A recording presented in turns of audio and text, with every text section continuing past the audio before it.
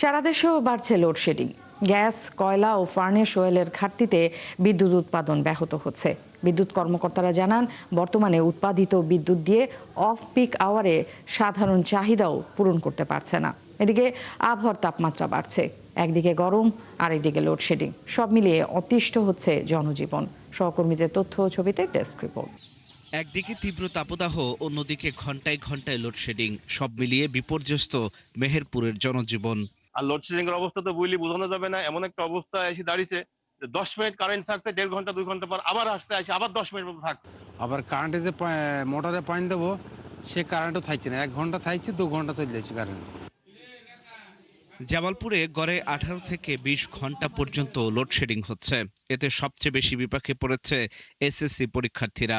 আজকে বিকাল 4টায় বিদ্যুৎ চলে গিয়েছিল, এখন 11টা বাজে, এখনো পর্যন্ত বিদ্যুতের কোনো খোঁজ খবর পাওয়া যায়নি। এই যে 3-4 ঘন্টা পরে কারেন্ট আসে 10 মিনিট থাকে না। সিলেট জুড়ে বেড়েছে লোডশেডিং, সবচেয়ে বেশি ভোগান্তিতে পড়েছে এসএসসি পরীক্ষার্থীরা।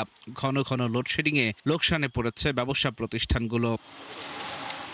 বিদ্যুৎ কর্মকর্তারা জানান, চাহিদার তুলনায় পিডিবিতে ঘাটতি রয়েছে 15 থেকে 20% এবং পল্লী বিদ্যুতের ঘাটতি রয়েছে 49%। দোকানপাট বন্ধ হয়ে যাওয়ার পরেও লোডশেডিং এর এই পরিমাণটা তো কমে আসতেছে না, আমরা তো সবাই ভুক্তভোগী হচ্ছি। ওনারা যে টাইম বেঁধে দিচ্ছে, আমরা তো টাইম মেনটেন্স করেও তো আমরা কারেন্ট পাচ্ছি না, তাহলে আমাদের এটা কি হলো? এখন যেহেতু পরীক্ষা চলছে, এসএসসি পরীক্ষা চলছে, সেই ক্ষেত্রে আসলে শিক্ষার্থীদেরও কষ্ট হচ্ছে। মানিকগঞ্জে 24 ঘন্টার মধ্যে বেশিরভাগ সময়ই বিদ্যুৎ থাকছে না। সবচেয়ে বেশি দুর্ভোগ হচ্ছে গ্রামে।